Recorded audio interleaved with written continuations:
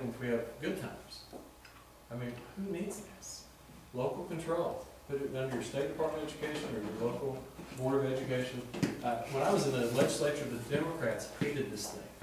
They called it the triple M, the mandate manifesting monster. We have any teachers here? It's bad. I mean, everything, even George W. Bush was very guilty of giving this thing more money. And obviously it's not helped anyone. Fraud from Hurricane Katrina. $2 billion. Now the problem with this number is, this is just the fraud. These are the people that were in Iowa. They weren't even there. But they still had $2 billion in fraud for that. Resanding beaches at U.S. resorts. Donna knows you had a nice tan, so you're probably for this one. But, no, the point is why are we doing this? Is this not Holiday Inn's problem? This is where government has just gone crazy on us. Pentagon inefficiencies and cost overruns. This is where you find the $800 hammer. This is where you find the 3 aircraft that cost all this money, because you and I have a contract with the government. We run over, we just lose money. But some people, they just keep paying, and that's what happens. And this number came directly from Robert Gates, and he even agreed that it's, this shouldn't occur. Refusal of government employees to fly coach. This one gets me. I'm 49, I'll be 50 in July. I've never flown first class. Don't know that I ever intend to. But last time I got on a plane going to Washington, D.C., which was up until I had to go file, was 11 years ago. 2 congressmen sitting in first class. What's wrong with this picture, guys? I mean, we've created an elitist society of people. Advertising to promote food stamp usage. It's not enough that we're giving away food stamps. Let's advertise so we get more people to do this. $43 million. This one ought to get all of us. But funding to promote the Kennedy family legacy. Now, last I remember, the Kennedys were billionaires. Let them fund their own legacy.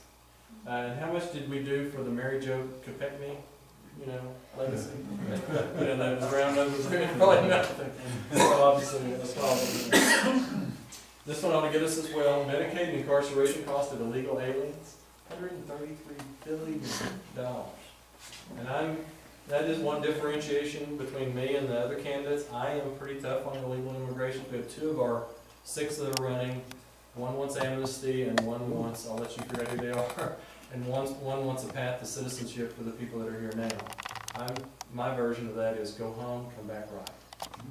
That's just the way I feel, sorry. But I'm a little tough on that. Government accounting office estimates of duplicate programs, $123 billion. These are programs where there's an exact duplicate somewhere else, and we're still funding these. The COVID identified this like 3 years ago, and they've done nothing.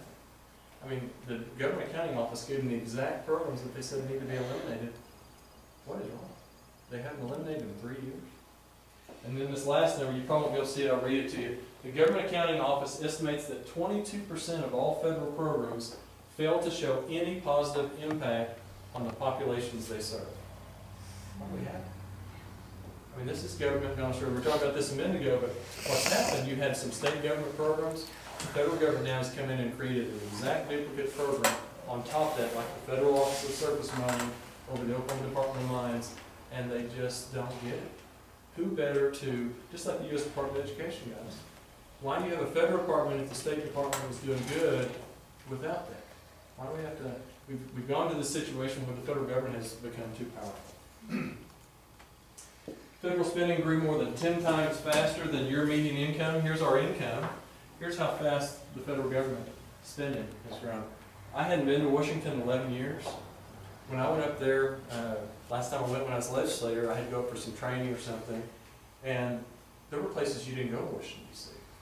There were areas where there were old buildings that they were abandoned, papers blowing in the streets, Politico blowing through the streets, all that sort of stuff.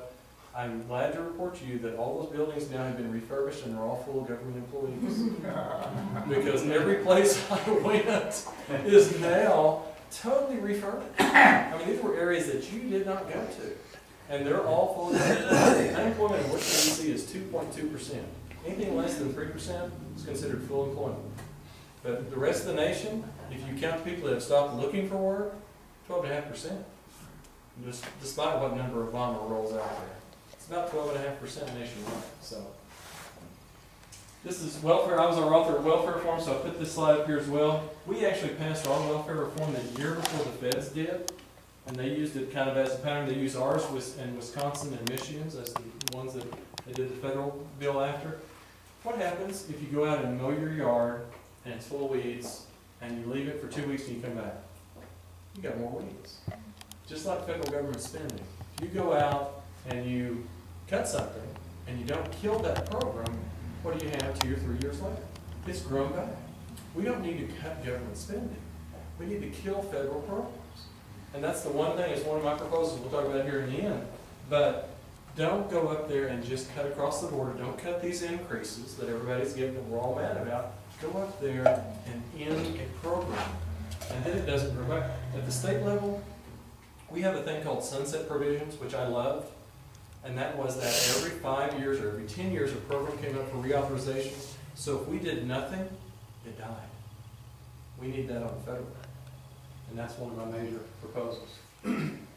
Here's rising regulation. We were talking about this just a minute ago. The average president passes 40 regulations in 4 years, or 10 a year, that cost business over $100 million a year. Republicans pass usually about 30, Democrats pass about 50, but still it averages out about 50 a year. Current President Obama passed 85 in 3 years, but it gets better. There's 149 more in the hopper. So if we get a second term with Mr. Barack Hussein Obama, we will not survive. Business cycle will not survive it in this country. And for the young folks in the room, this is all about you guys. Because Main Street as we know it will no longer be here. Oklahoma's done very well compared to the rest of the nation. There are places in this country right now where business is not going on. And unfortunately it's going to affect you guys more than those of us that have a little bit of gravity. Talk about positives now. This is the budget plan that passed last year. I haven't updated it to show Ryan's new bill. I like Ryan's bill from last year because it was a little tougher. He moderated it this year. But first of all, it cuts federal spending by $5 trillion over the next decade. Forget the super committee and $1.6 billion. It cut it by $5 trillion. Now we're talking some real cuts. It would have cut it by $100 billion just this year. It would have reformed total Medicaid, one of the entitlements, the one that I think we really need to reform the most, as a block grant to the states. Why is that important? First of all, who do you trust to do, just like we're talking about the schools, you want local control. Why would we not have local control of Medicaid? Do you trust a federal bureaucrat in Washington that's never been to Oklahoma to tell us how to spend our welfare money? Or do you trust Mary Fallon, the Republican House and Republican Senate in Oklahoma City? I'll take my chances with people in Oklahoma City that I can drive up there and I can actually talk to them. Because they generally do listen. Puts the budget on a path to primary balance in 3 years, folks. 3 years. Now, primary balance is not what we want. We want total balance, but it gets total balance by 2020. That means no taking money out of other funds, that sort of thing. We would see 2020 by 2020 is the way it would work.